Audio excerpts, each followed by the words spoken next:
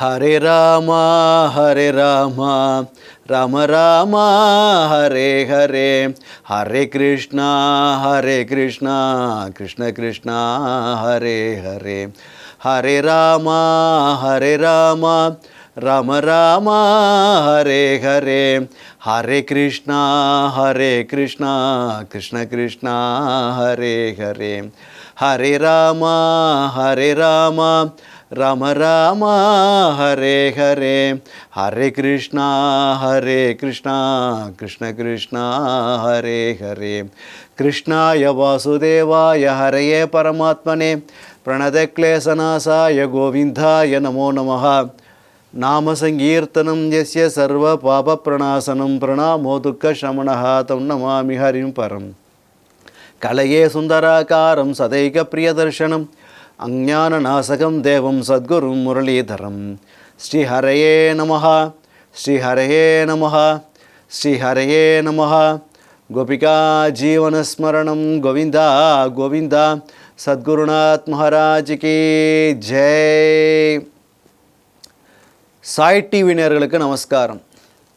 ரிஷபயோகேஸ்வரர் தன் புத்திரர்கள் 100 பேர்களை பார்த்து உபதேசம் பண்ணுறார். ரொம்ப அழகாக சொல்கிறார். இந்த ஜென்மா எதுக்கு அப்படின்னு சொன்னாக்க பகவானை போய் அடையிறதுக்காக தான், மோட்சத்துக்கு போகிறதுக்காக தான். அந்த மோட்சத்துக்கு போகிற பாதை எது அப்படிங்கிறார். எப்போதும் சத்சங்கத்திலே இருக்கணும், அசத்துகளை விட்டுடணும். இந்த சரீரம் படித்த பையன் பகவானை ஆராதிக்கிறதுக்காக தான், பகவானை பற்றியே சிந்தனை பண்ணுறதுக்காக தான், பகவானை பற்றியே பேசுகிறதுக்காக தான், பகவானை பற்றியே கேட்கறதுக்காகத்தான், பகவானுக்கே தொண்டு பண்ணுறதுக்காக தான், இல்லை பகவானோட அடியார்களுக்கு தொண்டு பண்ணுவதற்காக தான். அதனால் யார் ஒருவர் மோட்ச மார்க்கத்துக்கு ஒன்றும் ஆசைப்படுறாலோ அவள் பண்ண வேண்டிய காரியம் என்னென்னாக்க நல்ல ஒரு குருவை சாதுவை போய் சரணம் அடைஞ்சு எப்போதும் பகவத் விஷயங்களே கேட்டுட்டே இருக்கிறது. இல்லை நான் லைஃப்பை என்ஜாய் பண்ண தான் வந்திருக்கேன் அப்படின்னு சொன்னாக்க அவரெல்லாம் என்ன பண்ணுவான்னு கேட்டால், லோகத்தில் 2 விதமான ஜனங்கள் இருக்கா. ஒன்று பகவான் ஒருத்தன் இருக்கான், பகவான்கிட்ட தான் போகணும், இனி பிறக்கக்கூடாது, இந்த ஜென்மா போரும், பட்டதெல்லாம் போரும், என்ன வேண்டி கிடக்கு, பிறந்ததுனால தானே கஷ்டப்பட வேண்டியதாக இருக்குது, வேலைக்கு போக வேண்டியதாக இருக்குது, சாப்பிட வேண்டியதாக இருக்குது, தூங்க வேண்டியதாக இருக்குது, ஏதோ ஒன்று பண்ண வேண்டிய காரியம் பண்ண வேண்டியதாக இருக்குது, பிறக்கவே இல்லைன்னா அதுக்காக தான் ஜென்மாவே கொடுத்து, நீ பிறக்காமல் இருக்கிறதுக்கு எதுக்கு என்ன உண்டோ அதை பண்ணணுங்கிறதுக்காக தான் ஜென்மாவே. பிறக்காமல் இருக்கிறதுக்கு என்ன வழினா சத்சங்கம், பிறக்கிறதுக்கு என்ன வழின்னு கேட்டால் அசத்சங்கம். நீ ஒன்றும் பண்ண வேண்டாம், பகவானை பற்றி சிந்தனை பண்ணாமல் இருந்தாலே, கெட்ட நடத்த உள்ள ஸ்திரீகளோட சங்கத்தில் இருந்தாலே, சில தீயவர்களோட சங்கத்தில் இருந்தாலே, அதுவே என்ன பண்ணுன்னு கேட்டால் உனக்கு பரஸ்பரம் விரோதத்தை உண்டு பண்ணும். பரஸ்பரம் என்ன பண்ணுன்னா சம்சாரத்தில் ஒரு தள்ளி விட்டுரும். பரஸ்பரம் இவன் அவனை தள்ளி விடுவான், இவனை தள்ளி விடுவான், 2 பேரும் அடிச்சுட்டே இருப்பான். அதனால் என்ன ஆகுன்னு கேட்டால் பகவானை போய் அடையிறதுங்கிறது துர்லபமாக போயிடும். அதனால் யார் ஒருவருக்கு ஒருத்தர் அட்வைஸ் பண்ணுறப்ப கூட ஒரு நல்ல குரு என்ன பண்ணணும்னு கேட்டாக்க அவனுக்கு அட்வைஸ் பண்ணுறப்ப இனி பிறக்காமல் இருக்கிறதுக்கு என்ன வழின்னு சொல்லணுமே தவிர அவனை பிறக்கிறதுக்கு என்ன வழின்னு சொல்லக்கூடாது. அவளை கர்மா பண்ணு, அதை பண்ணு, இதை பண்ணு அப்படின்னு தவறான வழியில் இப்படி பண்ணு இப்படி பண்ணு இப்படி பண்ணுன்னு தப்பான வழியெல்லாம் காட்டக்கூடாது. அப்படி அது எப்படின்னு கேட்டாக்க ஒரு கண்ணு தெரியாதவனை குழியில் தள்ளுற மாதிரி. இந்த லோக சரீர சம்மந்தப்பட்டதை வீடு, மனைவி, மக்கள், பணம் இதுலேயே யாருக்கு ஸ்ரத்த ஜாஸ்தியாக இருக்கோ அவர்களுக்கு ஜென்மா முடியறதே கிடையாது. பிறப்பு மீண்டும் மீண்டும் மீண்டும் பிறந்துட்டே இருக்காவா. இந்த பிறப்பு இறப்புங்கிற சுழற்சியிலேருந்து அவளுக்கு விடுதலையே கிடையாது.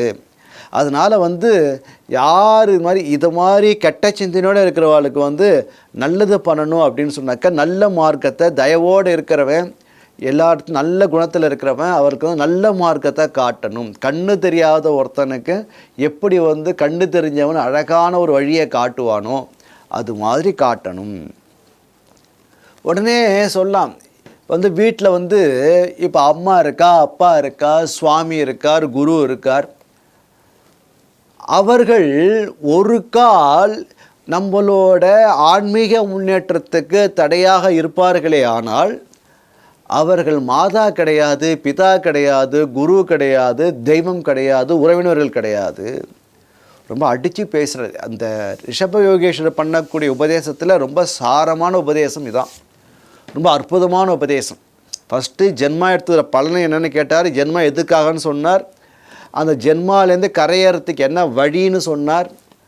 ஒரு கால் நீ அதை மாதிரி வழிக்கு வந்து உன்னை யாராச்சும் தடுத்தான்னு சொன்னாக்கா அவரை நீ மதிக்க வேண்டாம் அப்படின்றார். குருர்ன சஷ்யாத். இந்த ஜனனமரண பிரவாகத்தில் இருக்கிறவனை வந்து யார் விடுவிக்கிறதுக்கு வந்து தடைகளாக இருக்காளோ அது வந்து குருன சஷ்யாத். அவர் குருவே கிடையாது. அந்த குரு வந்து சொல்கிறாருனாக்க பகவானை அடையிறதுக்கு இருக்கிற வழியை சொல்லாமல் என்ன பண்ண திருப்பி நீ கல்யாணம் பண்ணிக்கோ, அங்கே வேலைக்கு போ, இங்கே வேலைக்கும் போட்டு சொன்னால் அவர் குருவே கிடையாது. ஒரு காலம் அந்த நபருக்கு வந்து இந்த ஜீவனுக்கு வந்து கரையேறணும், பகவானை போய் அடையணும் ஆசை, அதெல்லாம் ஒன்றும் வேண்டாம், போ அந்த வேலைக்கு போ, அங்கே போ, இங்கே போ அப்படின்னு யார் திருப்பி விடுறாலோ அவர் குரு ஆக மாட்டார், ஆச்சாரியன் ஆக மாட்டார். குருவோட வேலை அது கிடையாது இல்லையா? இப்போ மகாபெரிவாட்ட வரா, அவர்கிட்ட வந்து எனக்கு வேலை இல்லை அப்படின்னாக்க அவர் என்ன எம்ப்ளாய்மெண்ட் ஆஃபீஸர் நடத்தின்னு இருக்கார் இல்லையா? இல்லை கல்யாணம் ஆகலை அப்படின்னா வந்து மேட்ரிமோனியல் ஆஃபீஸை வச்சுட்டு இருக்கார். மகான் நம்மளோட அஞ்ஞானம் அவர்கிட்ட போய் அதெல்லாம் பேசிகிட்டு இருக்கோம், அது அடுத்த விஷயம். மகான்கள்கிட்ட வந்து பேச வேண்டிய வார்த்தை இது. போய் நின்னாலே உனக்கு என்ன இருக்கோ அது ஆட்டோமேட்டிக்காக நடந்துடும். கேட்கணும்னு அவசியமே கிடையாது. ஒரு பிரார்த்திச்சுட்டு தான் கொடுப்பான்னு கிடையாது. மகான்களுக்கு எதுக்காக வந்திருக்கான் அப்படின்னு நன்னா தெரியும். அதனால் வந்து நான் அவள்கிட்ட போய்ட்டு இதுக்காக வந்திருக்கேன் அதுக்காக வந்திருக்கேன்லாம் சொல்லக்கூடாது. அவள்கிட்ட போய்ட்டு கரையேறதுக்கு என்ன வழி, பாப்பத்தை தொலைக்கிறதுக்கு என்ன வழி, அதுதான் பார்க்கணுமே தவிர அவள்கிட்ட போய்ட்டு திருப்பி சுழற்சியில் மாட்டி சம்சாரத்திலே மாற்றுறதுக்கான ஒரு வழியெல்லாம் போய் கேட்டு இந்த ஜாதகம் வந்திருக்கு நீங்கள் சரியாக இருக்கான்னு பார்த்து சொல்லுங்கள். ஒரு மகானை வந்து ஜோசியராக்கி விட்டா கடைசியில். அந்த மகாத்மாட்ட போய்ட்டு ஜாதகத்தை கொடுத்தேன், ஜாதகம் சரியாக இருக்கா பாருங்கோ அப்படின்னாக்க அது ஜோசியர்கிட்ட கூட ஜோசியர் பார்க்க போகிறார், அதுக்கு மகான்கிட்ட எதுக்கு வரணும் இல்லையா? அவர் சொன்னால் சரியாக இருக்கும் அப்படின்ட்டு. ஆனால் அந்த மகானும் பார்க்குறார். ஏன் பார்க்குறாருன்னா அப்படியாச்சும் வாக்கில் வந்து நாம சொல்ல மாட்டானா, அந்த மகாத்மாட்ட போனேன் எனக்கு கல்யாணம் ஆகிடுது அதனால் அவர்கிட்ட பவர் இருக்குது அப்படின்னு வருவான்ல. அப்படி வந்து அவர்கிட்ட வந்தாக்கா கொஞ்சம் கொஞ்சமாக ஃபஸ்ட்டு இதெல்லாம் போடுவார். ஃபஸ்ட்டு ஒரு நாயை வளர்க்கணும்னு சொன்னாக்க என்ன பண்ணுறான்னாக்க ஒரு நாய் ஒன்று ரொம்ப அழகாக இருக்குது. டெய்லி ஆஃபீஸ் போகிறப்ப அந்த நாயை பார்த்துட்டு இருக்கான், தெருவிலேயே இருக்குது அந்த நாய். என்ன பண்ணுறான், ஒரு நாளைக்கு வந்து ஒரு ரொட்டி துண்டு தூக்கி அது முன்னாடி போடுறான். அந்த நாய் சாப்பிட்டதுக்கப்புறம் அடுத்த நாள் ஆஃபீஸுக்கு போகிறப்ப என்ன பண்ணுறான், அந்த நாயை பார்க்குறான், ரொட்டியை போடுறான், உடனே சாப்பிட்டு வால் ஆட்டுறது. இது மாதிரி ஒரு 4 நாள் பண்ணான். 5ஆவது நாள் ரொட்டி போட்டது, ரொட்டியை வாயில் வச்சுட்டு அவன் போனாக்க அவன் பின்னாடியே வருது நாய். வந்து அவன் இங்கே வேலை செய்கிறான்னு ஆஃபீஸை பார்த்துக்கிறது, அங்கேயே வெயிட் பண்ணுறது, வந்து தவறா ஆட்டுறது. திருப்பி ரொட்டி துண்டு போடணும்னு சொன்னாக்கா அந்த நாயை திருப்பி வீட்டுக்கு வரான். வீட்டுக்கு வந்தான்னு சொன்னாக்கா வீட்டில் வந்து அந்த நாயை வீட்டை பார்த்து வச்சு வீட்டிலையே இருக்கிறது. அவனை பார்த்தா சலாம் போடுறது, சல்யூட் அடிக்கிறது, அவனை பார்த்தா வாழை ஆட்டுறது, மேலே வந்து பாசத்தோடு வந்து விழுறது. ஒரு நாய் என்ன பண்ணுறதுன்னு கேட்டாக்க அந்த சின்ன சின்ன அல்ப விஷயங்கள், இந்த ரொட்டி தான் போட்டான், அது கூட அந்த நாய் வந்து என்ன பண்ணுறது அப்படின்னு கேட்டாக்க அதுக்கு அந்த ரொட்டி துண்டு போட்டுட்டானேங்கிறதுக்கோசரம் அதை வாழை ஆட்டின்ட்டு குழைச்சின்ட்டு அவன் சொல்கிற காரியத்தெல்லாம் பண்ணிட்டு இருக்கு இல்லையா? அந்த வீட்டையே காப்பாற்றுறது இல்லையா? அது மாதிரி பகவான்கிட்டேயோ நம்ம என்ன பண்ணிட்டு இருக்கணுங்க, சின்ன சின்ன விஷயங்கள்லாம் வந்து கேட்குறோம், அவன் சரி பண்ணுறான். சரி பண்ணதுக்கப்புறம் இப்படியாச்சும் பகவான்கிட்ட வருவானான்னு பார்க்குறான். அந்த சின்ன சின்ன விஷயங்கள்லாம் சரியானதுக்கப்புறம் அப்புறம் என்ன பண்ணுறா அப்படின்னு கேட்டாக்க கொஞ்சம் கொஞ்சமாக அவன் மனசில் இருக்கிற அந்த ஆசைகளை வந்து அவன்கிட்ட எரேஸ் பண்ணி பகவானை அடையிறது தான்ப்பா இந்த ஜென்மாவோட இது பலனே அதான்ப்பா. அதனால் இது ஜென்மா எடுத்ததுக்கு காரணமே பகவானை அடையிறது தான் அப்படின்னு யார் அட்வைஸ் பண்ணுறாளோ அவள் தான் குரு. அப்படி இல்லாமல் திருப்பி வந்து அங்கே வேலைக்கு போ இங்கே வேலைக்கு போ அப்படின்னு யார் சொல்கிறாளோ அவெல்லாம் குரு கிடையாது. ரிஷபர் சொல்கிறார், குரு ந சஷ்யாத் ஸ்வஜனோ ந சஷ்யாத். ஒரு கால் நீ பகவான் அடையிற ஆன்மீகத்துக்கு போகிறேன்னு சொன்னாக்க அதெல்லாம் போகாதப்பான்னு பந்துக்கள் உறவினர்கள் தடுத்தான்னு சொன்னாக்க அவள் பந்துக்களே கிடையாது. மீரான்னு சொல்லிட்டு ஒரு பக்தை, கிருஷ்ண பக்தை, எப்போதும் பகவானையே பாடின்னு இருப்பாள். அந்த மீராவை என்ன பண்ணான்னு கேட்டாக்கா அவள் அழகில் மயங்கி போய் ராணான்னு ஒருத்தன், ராஜதானி அவன், ரஜபுட் வீரன் அவன். அந்த ரஜபுட் வீரனை வந்து ராணா வந்து மீராவை கல்யாணம் பண்ணிட்டான். ஆனால் மீரா சொல்லிட்டான்னு எனக்கு ஒரு கிருஷ்ண கோயில் கட்டி கொடுத்துருங்கன்னு அங்கேயே இருக்கேன்னு சொன்னேன்னா அந்த கோயில் அவர் இருக்கிற ஆசையில் ஒரு கோயிலும் கட்டி கொடுத்துட்டான். அவள் கோயிலை பஜனை பண்ணிகிட்டே இருக்கா, கிரிதாரி கிரிதான்னு பஜனை பண்ணிகிட்டே இருக்கா. இந்த உறவினர்கள்லாம் வந்து என்ன பண்ணுறா அப்படின்னு கேட்டாக்க, நம்ம குடும்பத்தில் இது மாதிரி ஒரு பெண்ணு வந்து எப்போ பார்த்தாலும் எல்லா ஆம்பளைகளுக்கு முன்னாடி பாட்டு பாடிட்டு டான்ஸ் ஆடிட்டு கிருஷ்ணா கிருஷ்ணா கோதம் கிரிதாரின்னு குதிச்சுட்டு இருக்கா, என்னடா ராணா இது இல்லை நல்லா இல்லை, பொன்னாடியை கண்டிச்சு வை அப்படின்னா. அந்த உறவினர்கள்லாம் போகாதே போகாதுன்னு மீராட்ட சொன்னால் கூட மீரா வந்து கேட்காமல் அந்த கோயிலுக்கே போயிட்டு இருந்தான். அது மாதிரி யார் பக்தியில் இருக்கிறாளோ அது பக்தியில் போகிறவனை தடுத்தா அப்படின்னு சொன்னாக்கா அந்த உறவினர்கள் உறவினரே கிடையாது. குருவுக்கு சொன்னேன் இல்லையா, குருவுக்கு வந்து சாக்ஷாத்து பகவான் வாமனமூர்த்தி 3 அடி நிலம் கேட்குறான். 3 அடி மண்ணு கேட்டதும் உடனே பலி சக்கரவர்த்தி வந்து கொடுக்கறதுக்கு தயாராகிட்டான், கொடுக்குறேன்ட்டான். அப்போ குரு சொல்கிறார், எப்பா வந்திருக்கிறது பகவான், அதனால் நீ கொடுக்காத.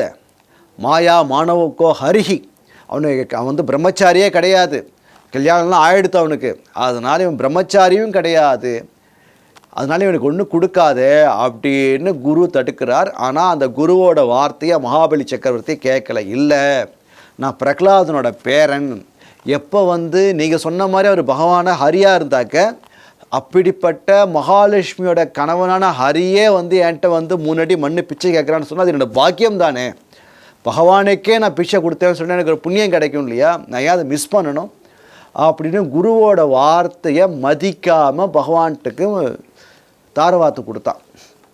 3 அடி மண்ணு கொடுத்தான். பகவானும் ஒரு அடியில் இந்த உலகத்தெல்லாம் அடைந்தார், 2 அடியில் சத்தியலோகம் வரைக்கும் போனார், 3வது அடிக்கு இடம் இல்லை, சிரசில் வச்சு அவனுக்கு நல்லலோகத்தை பாதலோகத்தை கொடுத்தான்னு பின்னாடி கதை வரப்போகிறது. இங்கே விஷயம் என்னென்னு கேட்டாக்க, இந்த பக்தன் பகவான்கிட்ட போகணுன்னு ஆசைப்பட்றான், ஆனால் போகிறதுக்கு இந்த குரு வந்து அனுமதி கொடுக்கல. அதனால் அந்த குருவோட பேச்சை மீறதுனால தப்பு கிடையாது.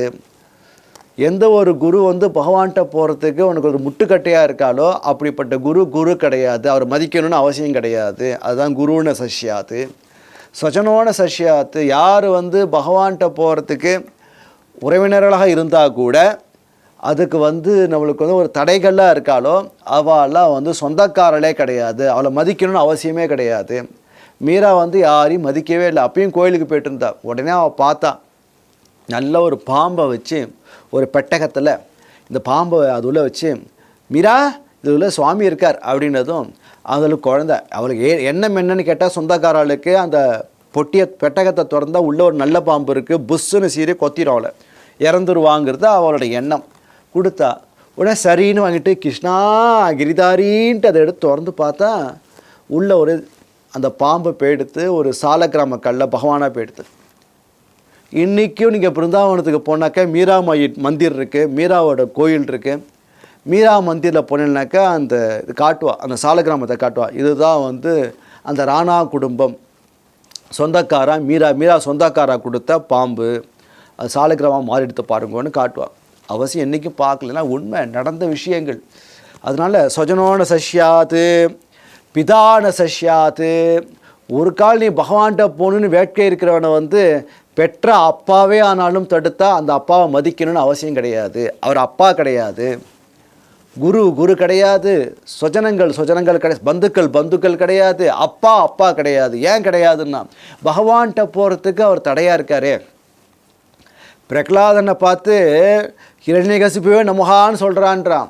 ஆனால் அவன் சொல்கிறான் நமோ நாராயணா நமோ நாராயணன்னு சொல்லிட்டு ஓம் நமோ நாராயணான்னு சொல்லிட்டு உட்காந்துருக்கான்.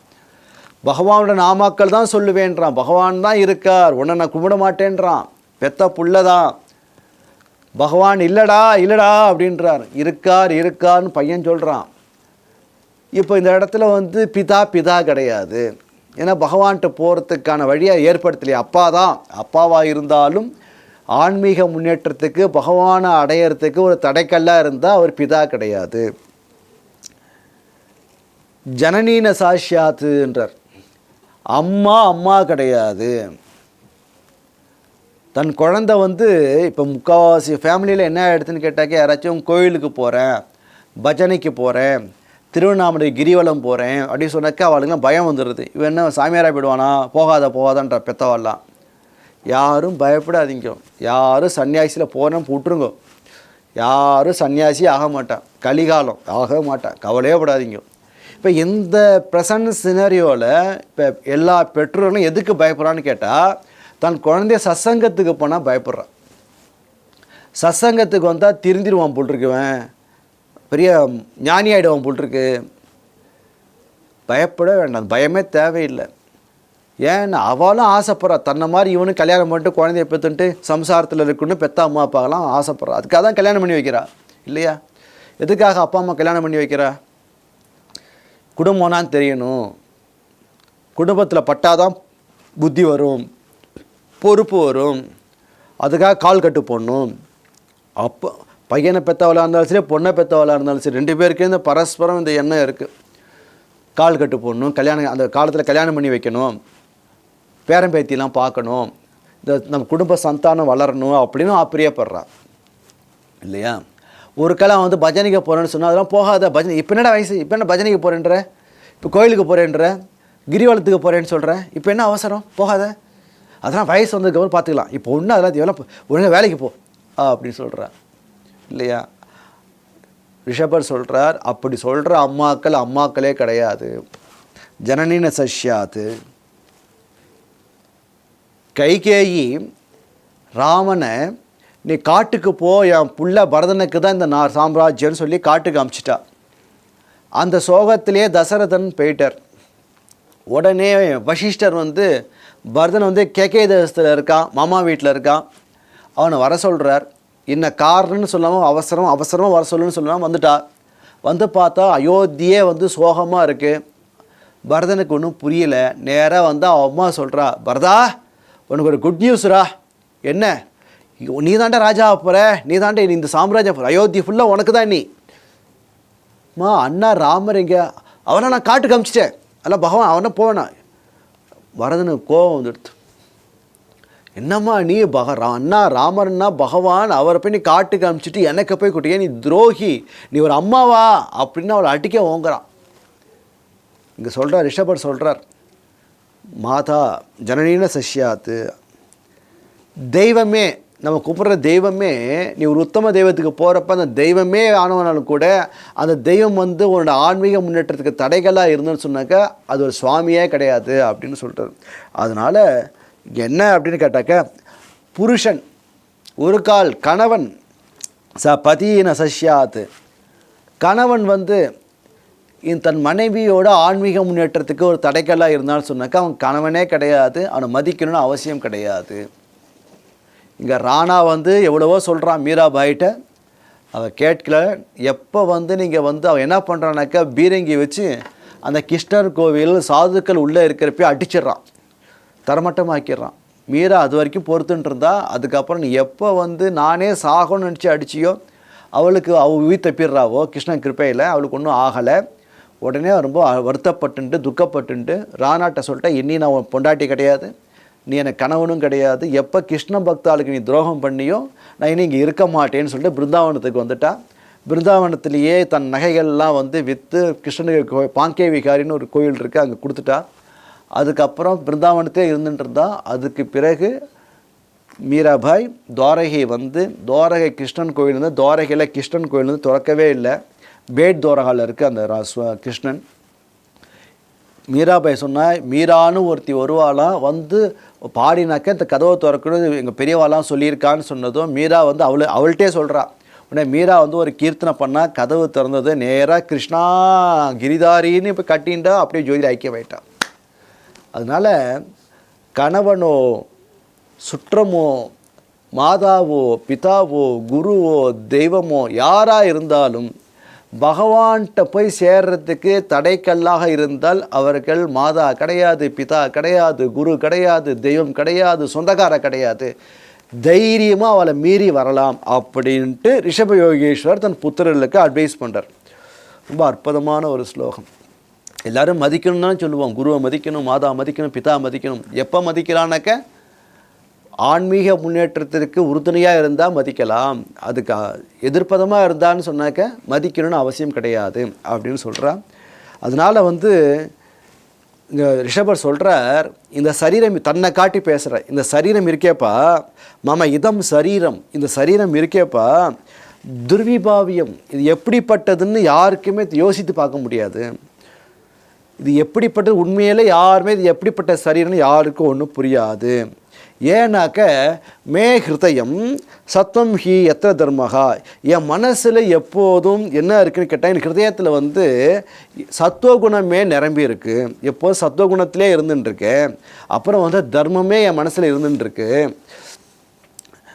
என்னால் வந்து அதர்மகா ஆராத்து மே பிரிஷ்டே, அதர்மங்கள்லாம் நான் தூரே எரிஞ்சிட்டேன், அதர்மம் என் கிட்டவே இல்லை, நான் தூரத்தை தள்ளப்பட்டது. அதனாலேயே எல்லோரும் என்னை என்ன சொல்கிறா அப்படின்னாக்க ஆரியகா மாம் ரிஷபம் பிராகு, அதனாலே என்ன ரிஷபர் ரொம்ப சிரேஷ்டர் அப்படின்னு சொல்கிறா. ஏன்னாக்க என்னுடைய ஹிருதயத்தில் இந்த சரீரத்தில் வந்து துர்விஷயங்களே கிடையாதுப்பா, எந்த விதமான காம எண்ணங்களும் கிடையாது, கெட்ட சிந்தனை கிடையாது, சத்துவகுணமே நிரம்பி இருக்குது, நல்ல மனது இருக்குது. அதனாலேயே அதர்மம் என்கிட்ட இல்லாதனாலேயே என்ன ரொம்ப சிரேஷ்டன் ரிஷபர்னு எல்லாரும் சொல்கிறா. அதனால் நீங்கள்லாம் வந்து தஸ்மாத்து ஹிருதயேன ஜாத்தாக, என்னோடய குழந்தைகளாக நீங்கள்லாம் பிறந்திருக்கேன். அதனால் நீங்கள் என்ன பண்ணுறீங்கனாக்க இந்த அசூயை தோஷம் அப்படிங்கிறத புத்தியை அக்லிஷ்ட புத்தியாக அந்த புத்தியை வெளியில் தள்ளிட்டு என்ன பண்ணுங்கோ, என்னையே சேவிங்கோ. அது மட்டும் இல்லாமல் என்னோடய புத்திரனாக இருக்கக்கூடிய உங்கள் அண்ணாவாக இருக்கக்கூடிய பரதன், மூத்த பிள்ளை பரதன் இருக்கானே, அவனையே தெய்வமாக நினச்சின்ட்டு நீங்கள் வந்து அவனுக்கு சகாயமாக இருந்துருங்கோ. அதுவே நீங்கள் பண்ணுற தபஸாகும், அதுவே ஜனங்களை காப்பாற்றும். நீங்கள் பரதனுக்கு பண்ணக்கூடிய பணிவிடை அப்படிங்கிறது வந்து ஜனங்களெல்லாம் காப்பாற்றும் அப்படின்னு ரிஷபர் சொல்கிறார். மேற்கொண்டு நாளைக்கு பார்க்கலாம். சத்குருநாத் மகாராஜ் கி ஜெய்.